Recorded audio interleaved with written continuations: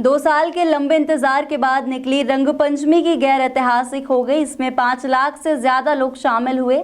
वहीं अब इस गैर को विश्व धरोहर में शामिल करने को लेकर भी कवायद शुरू हो गई है। दरअसल मुख्यमंत्री शिवराज सिंह चौहान की मंशा अनुसार इंदौर में पूरे हर्ष और उत्साह के साथ रंगपंचमी के अवसर पर गैर का आयोजन किया गया। वहीं इंदौर के राजवाड़ा क्षेत्र में लाखों की संख्या में लोग गैर और फाग यात्रा में शामिल हुए।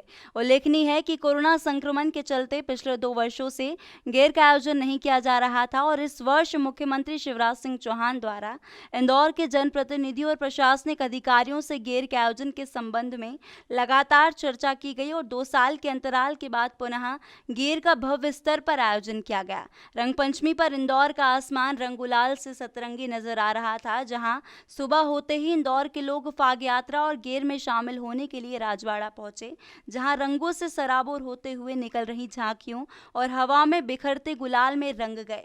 इंदौर कलेक्टर ने भी इस साल रंगपंचमी पर निकली गेर को ऐतिहासिक बताते हुए कहा कि गेर में शालीनता के साथ साथ ऊधम भी था। कल निकली गेर में पारिवारिक वातावरण भी देखने को मिला और इंदौर कलेक्टर का ऐसा अनुमान है कि कल गेर में 5 लाख से अधिक लोग शामिल हुए हैं और उन्होंने गेर का विश्व धरोहर में शामिल करने को लेकर काम करने की बात भी कही।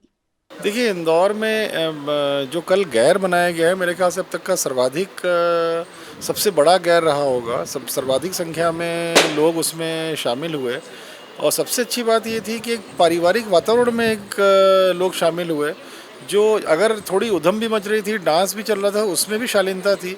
वहाँ पर भी परिवार के लोग भी डांस कर रहे थे, वहाँ महिलाएं भी थीं, वहाँ लड़कियाँ भी थीं, वहाँ लड़के भी थे और बड़े अच्छे